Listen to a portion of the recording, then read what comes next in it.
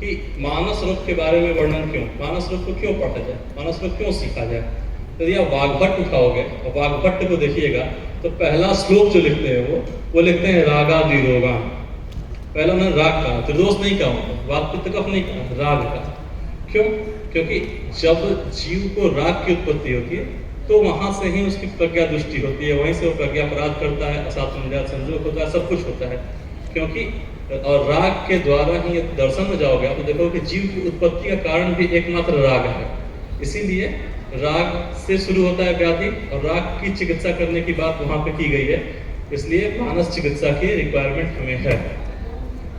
अब यहाँ पे आप इसका श्लोक का मीनिंग देखिएगा तो कहा गया है कि राग आदि जो मनुष्य मात्र का रोग है, और इसमें एक शब्द दिया गया है उत्सुकता, एक मोह और एक अरति।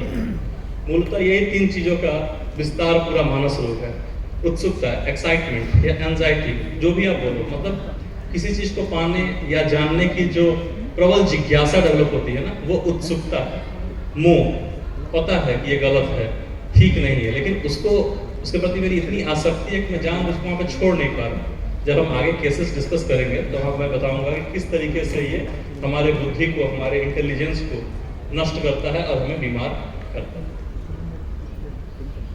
अब यहाँ पे हम लोग देख रहे हैं कुछ मानसिक रोग होने के कारण। तो ये वातज, पित्तज, कफ, द्वंद्व, संधिपात, ये आप लोग फर्स्ट ईयर से लेकर फाइनल ईयर तक पढ़ते आए हैं और आप लोग इसके बारे में जानते होंगे।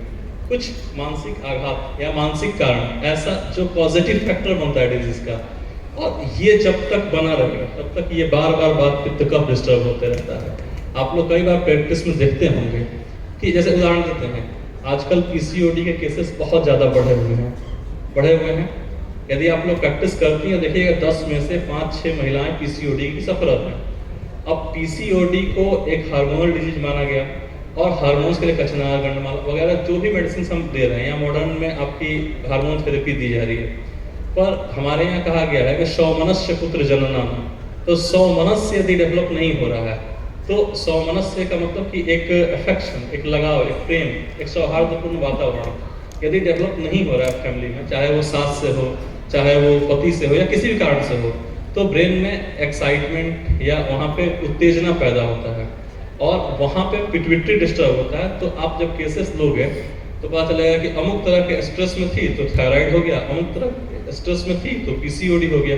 यानी कि पीसीओडी होने के लिए एलएच और एफएसएच के सर्च डिस्टर्ब होते हैं और वो पिट्यूटरी से होते हैं और पिट्यूटरी ब्रेन में होता है। तो वहां पर यदि हमारा एंजाइटी या स्ट्रेस या कोई भी डिस्पोजिशन मानसिक यदि बना हुआ है तो हम कितनी भी हार्मोन थेरेपी कर ले जाएं मॉडर्न के अनुसार और कितनी भी कचनार और गंडमाला कुछ भी खिला डालें, हम क्योर नहीं दे पाते। हाँ, सिम्टोमेटिक 2 महीने, 4 महीने, 6 महीने, साल भर पेशेंट को ठीक रहता है प्रॉब्लम, फिर वापस से प्रॉब्लम स्टार्ट हो जाता है। क्यों? क्योंकि पॉजिटिव फैक्टर यहाँ है। और हमारे यहाँ आयुर्वेद में फर्स्ट अध्याय में 3 ही चीज सिखाया गया कि हेतु, लिंग, औषध, 3 ही चीज सिखाया गया है। हेतु मतलब बीमारी क्यों होगा, लिंग क्या लक्षण लेकर आ रहा है, और फिर चिकित्सा में क्या देना है। तो हेतु को हटाने के लिए निदान परिवर्जन हम फर्स्ट ईयर से लिखते आ रहे हैं पेपर पास करने के लिए, विरुद्ध आहार के सेवन से या निदान परिवर्जन से। बट निदान हटाए कहाँ? और निदान यदि मतलब आपका ग्रॉस ना हो तो, और दुनिया में जितनी चीजें जितनी सूक्ष्म होती हैं उसका इफेक्ट उतना ज्यादा होता है। जो चीज जितना बड़ा है